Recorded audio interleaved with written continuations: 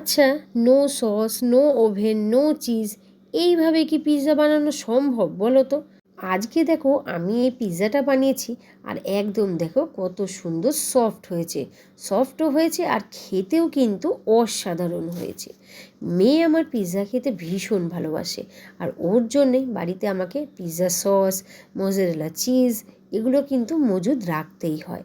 তো আজকে হঠাৎ করে ওগুলো শেষ হয়ে গেছে আর মেয়ের পিৎজা খেতে ইচ্ছে করেছে। তো আমি কি করি, তো ঝট করে মাথায় এলো এই আইডিয়াটা। তো চলো, no sauce, no cheese, no ওভেনে কীভাবে আমি পিৎজাটা বানাই তোমাদের সাথে শেয়ার করি। তো দেখো, এখানে আমি 1 কাপ ময়দা নিয়ে নিয়েছি। ওর একার মতো করব তো তাই। আর তার সাথে দিয়ে দিলাম বেকিং পাউডার আর দিয়ে দিলাম নুন। দিয়ে এই ময়দার সাথে এটাকে আমি ভালো করে মিশিয়ে নিচ্ছি। আর অবশ্যই কিন্তু নো ইস্ট, ইস্টও কিন্তু আমি এখানে ব্যবহার করব না। তারপরেও দেখলে তো তোমরা পিৎজাটা কত সুন্দর সফট হয়েছে আর খুব সুন্দর কিন্তু টেস্টিও হয়েছে।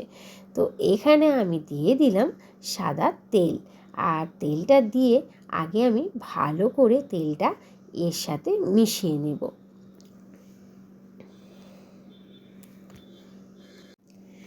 এরপর এর মধ্যে আমি দিয়ে দেব টক দই। তো এই দইটা আমি কিন্তু অল্প অল্প করে দেব। এখানে কিন্তু আমি জলের ব্যবহার করছি না। তবে যদি পরিমাণে বেশি হয় তখন তো জলের ব্যবহার করতেই হবে, কারণ অতটা দইও কিন্তু দেওয়া যাবে না। আমি এখানে যে পরিমাণে দইটা দিয়েছি এতেই কিন্তু আমার ময়দাটা মাখা হয়ে যাবে। দেখো, আর যদি প্রয়োজন হয় তখন না হয় একটু আমি জল এর সাথে অ্যাড করে দেব। একদম কিন্তু এটা একটা সফট ডো তৈরি করতে হবে। এই যে দেখো, ডোটা কিন্তু অনেকটাই সফট হয়েছে। যতটা সফট ডোটা হবে ততটাই কিন্তু এটা নরম হবে এবং খেতেও সুন্দর হবে। ও, এটা তো বলেই নি এখানে আমি কি কি দিয়েছি। এখানে আমি দিয়েছি আদা, রসুন, কাঁচা লঙ্কা আর টমেটো। এগুলোকে আমি ভাপিয়ে নিলাম একটু, আর এগুলোকে এর মধ্যে দিয়ে দিলাম। আর দিয়ে এখানে দিয়ে দিচ্ছি একটুখানি ক্যাপসিকাম। দিয়ে এটাকে আমি একটা স্মুথ পেস্ট তৈরি করে নিলাম। এরপর ফ্রাইং প্যানের মধ্যে দিয়ে দিলাম আমি তেল, আর দিয়ে দেব এর মধ্যে আমি কাশ্মীরি লঙ্কার গুঁড়ো। তেলের মধ্যে যদি তুমি এরকমভাবে লঙ্কার গুঁড়ো দিয়ে একটু ভেজে নাও তাহলে কিন্তু তরকারিতে ভীষণ ভালো কালার আসে। আর এখানে তো কোনো তরকারি করছি না, তবে এখানে আমি একটা সস তৈরি করে নিচ্ছি, পিৎজা সস। আর যে পেস্ট আমি তৈরি করে রেখেছিলাম সেই পেস্ট কিন্তু আমি এখানে ঢেলে দিলাম। আর ওই মিক্সি ধোয়া জলটাও কিন্তু আমি এখানে দিয়ে দিলাম।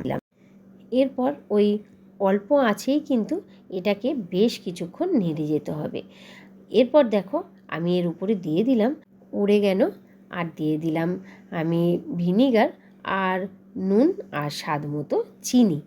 দিয়ে এটাকে কিন্তু বেশ একটু শুকনো শুকনো মতো করতে হবে। এই যে ঠিক এই রকমটা হবে। এবার আমি এটাকে নামিয়ে নেব। এরপর ফ্রাইং প্যানে আমি দিয়ে দিলাম বাটার। আর বাটারটা দিয়ে একটু গলতে না গলতেই আমি এর মধ্যে দিয়ে দিচ্ছি ময়দা। দিয়ে আমি কিন্তু বাটারের সাথে ময়দাটাকে ভালো করে ভেজে নেব। ঠিক এই রকম অবস্থা থাকবে। এবার আমি এর মধ্যে দিয়ে দিলাম দুধ।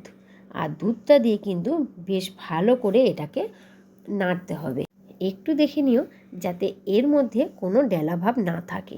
আর যদি রান্না করতে করতে এর মধ্যে ডেলাভাব থেকেও যায় তাহলে কিন্তু ওটা রান্নার শেষে ব্যবহারের আগে অন্তত ছাঁকনি দিয়ে এটাকে ছেঁকে নিতে হবে। এরপর এর মধ্যে দিয়ে দিলাম আমি একটু গুঁড়ো দুধ, যাতে টেস্টটা আরও ভালো হয়। তো এটাকে বেশ এর সাথে আমি ভালো করে মিশিয়ে নিচ্ছি। তো গুঁড়ো দুধ একটু যদি ডেলা থাকে সেটা কিন্তু খেতে অতটাও খারাপ লাগে না।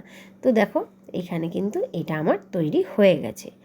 এরপর আমি ফ্রাইং প্যানের মধ্যে দিয়ে দিলাম বাটার। আর বাটারটা দিয়ে আমি ভালো করে চারদিকটা ব্রাশ করে নিচ্ছি।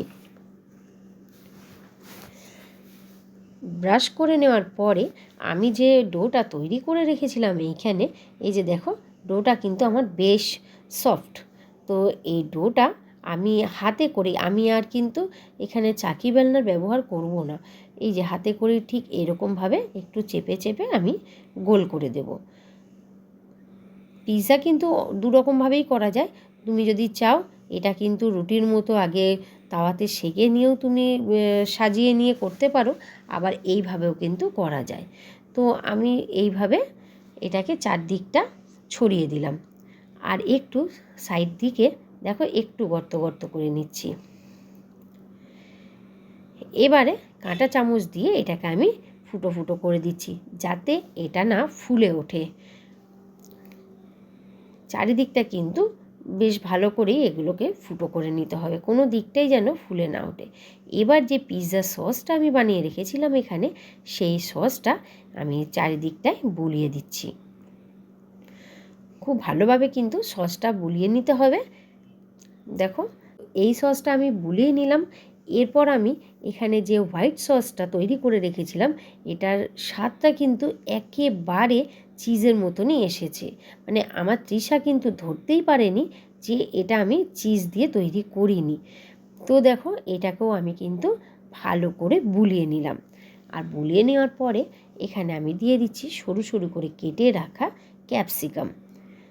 ক্যাপসিকামগুলো তোমরা যেরকম পারো শেপে দিতেই পারো, তো আমি সরু সরুই দিয়েছি। আর দিয়ে দিলাম এখানে পেঁয়াজ।